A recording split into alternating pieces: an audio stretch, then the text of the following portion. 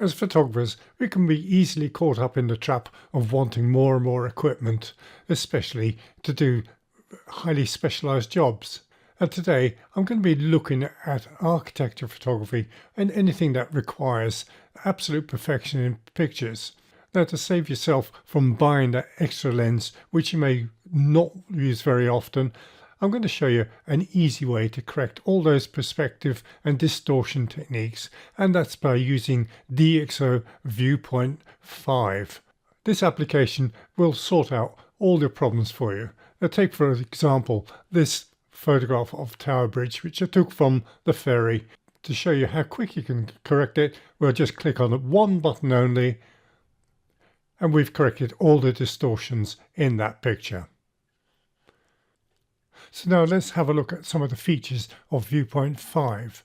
And for a start, we can go to the browser, and from here we can access our image folder, which contains all the images we want to work with. I'm going to go back to this Tower Bridge, double click it, and it opens up in our interface. Looking at the icons at the top here, first one we have a before and after. Click on this and we'll see the before and after shot. Next to that we have also another before and after where we can view the images side by side.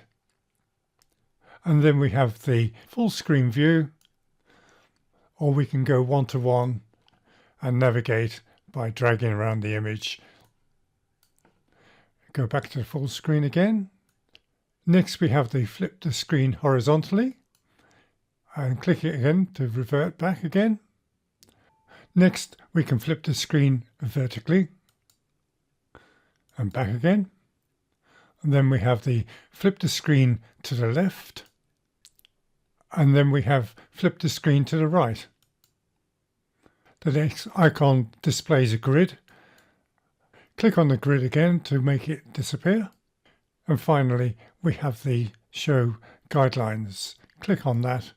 And at the bottom of the screen, we can choose to either have vertical or horizontal guides. So let's click on the horizontal and then just click anywhere on the image and place your guidelines. You can add as many as you need. Or if we want vertical ones, we click on the vertical and again, click anywhere. And these can be moved into different places. If you want to reset or clear them all, just press the reset button. Now, working our way through the tools on the right-hand side, starting at the very top, we have a distribution setting, or the auto setting will access the DxO database of thousands of lens camera combinations and apply the profiles for each of those lenses. So just click on the auto and see if there's one available. And it says which optical module corresponds to this image. And it was shot with a Panasonic GH4, so we'll click on download. And this has now applied a profile of that particular camera lens combination.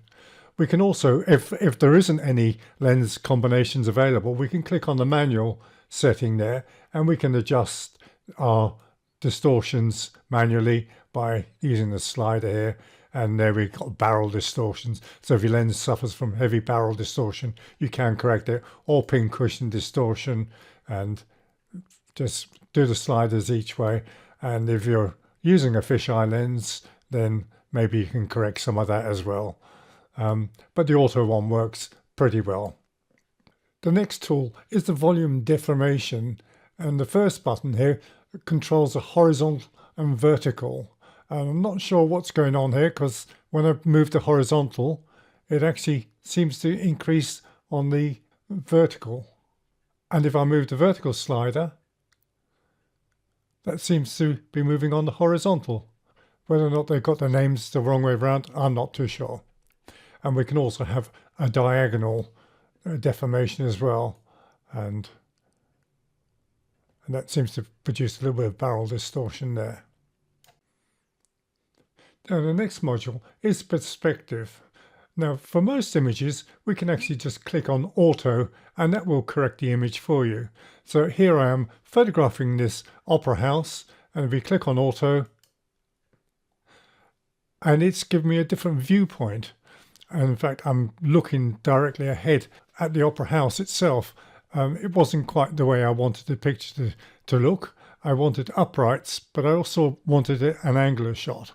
Viewpoint has actually overcorrected this, in my opinion. The easiest way to do this is to click on the next icon, which will give you the correct look of the picture, so we're taking it at an angle. Now if we look at the picture more carefully, we can see these big black triangular shapes. Now this is the actual image area itself, and the way Viewpoint has cropped it, it's cropped into the central part on that. And of course I wanted the top of the building in there as well. So this is where we now have to go to our next tool, which is the crop tool, which you can see right at the bottom here. And we've got the aspect ratio as preserve. So this is actually working to the actual image size itself, which is a 4:3 format. So if we go to unconstrained, now we've got the entire image selected. So all we need to do here is just to press the apply button. And there we have the corrected building. Verticals absolutely spot on there. And if we see the before and after shots, we can see exactly how it's been corrected.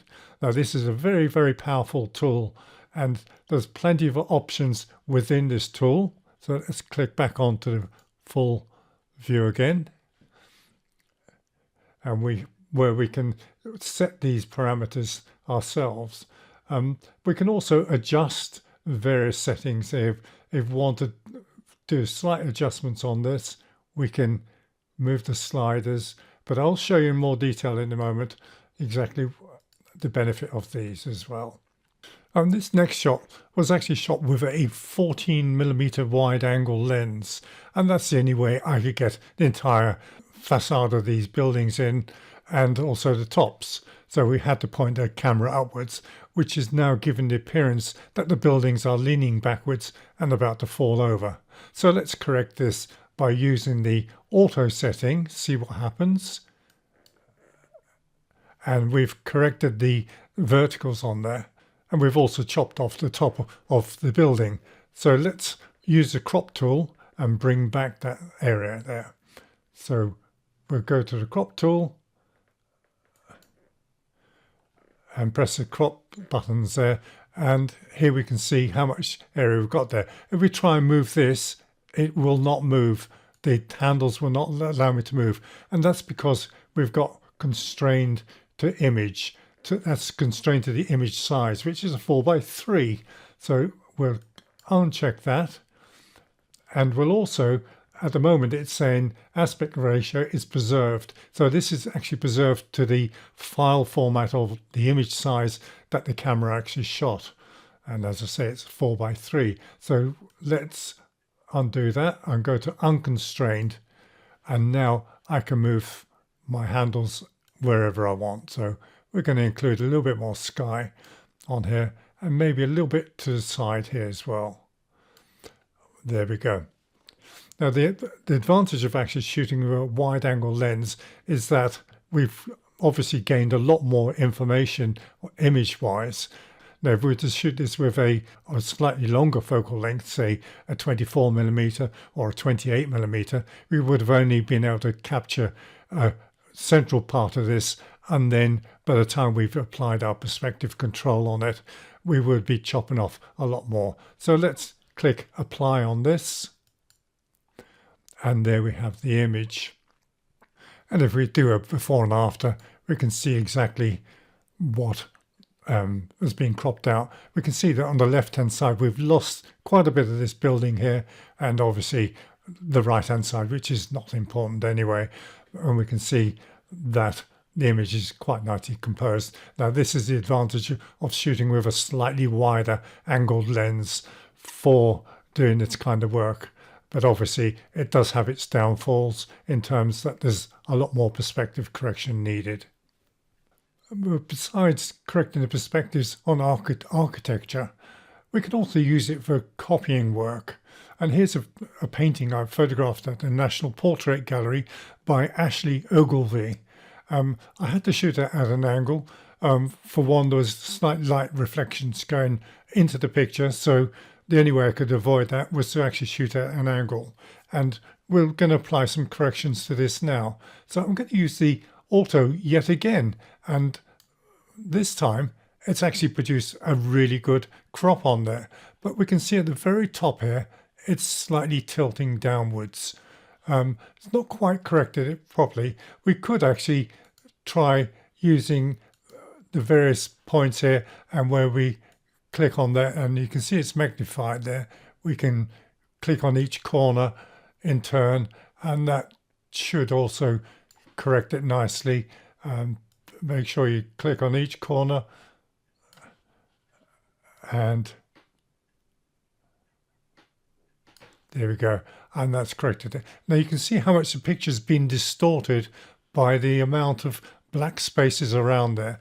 That's the actual image size, and we've distorted extensively. So if we click apply now, that's now corrected all that, and we can again go to the crop tool, do unconstrained, and now we can move the sliders in.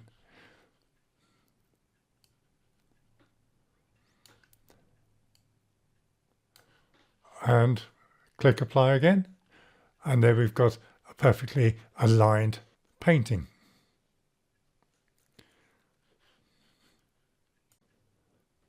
For this next image, I'm going to show you the Reshape Fusion feature. And we can see here that the St. Martin's in the field is leaning towards the left, and the National Gallery is leaning towards the right. So the image is pulling in from both sides. So we're just going to use the auto feature for this. Click on auto, and there we have perfectly corrected. But there's one problem here. St. Martin's is now looking like a spaceship that's ready for launch. So let's try and correct that. And we can selectively correct this by using the Reshape Fusion. Click on the button, first one there, and we see a grid. Now this is quite a wide grid. We can go to a smaller grid or even a smaller one, and we can also define the grid size we want. So at the moment it's 16 by 16. If we wanted, we could actually say let's say 12 by 12. So let's zoom out the picture a little bit so we can see a little bit more. And using our cursor, we're just going to select the top half of the St. Martin's. So drag out there. Now you see the dots are all starting to turn different color. The reds means the parts that are going to be altered. The yellow part is the part that's going to fade into that. So it's not going to affect the bottom part of the image at all. It's only going to affect the top part. And we can actually widen that as well by the propagation slider at the bottom here. So if we move the propagation, we can see more of the image is going to be selected. You see the changing colors there. If we take it right down to 0, nothing's going to be altered there. So it's just going to be the top part. And now I'm going to turn on the grid here just so I can have a marker here so I can see the straight line here. And let's just drag downwards, and you can see the steeple getting smaller, but the rest of the image is staying proportionally in the right size. So click on apply there, and there we have, take the off, and if we do a before and after, there's the before, everything's leaning inwards, and there's correction now, and the steeple looks correct. Now the top black piece here, this is, you're going to have to correct this in your image editing application. Something like Photolab 9 will do the top job perfectly, or Photoshop. Unfortunately with Viewpoint, you can't import raw files. You can only import JPEGs or TIFF files. So if you want to work with a raw file, then you must open up your image into Photolab 9 or Photoshop, and then from there you can use Viewpoint as a plugin, and it works very well in both Photoshop and in Photolab 9. Now besides exterior architectural shots, interiors also work very well with Viewpoint 5, and here is a few examples of shots that have pre-edited for you.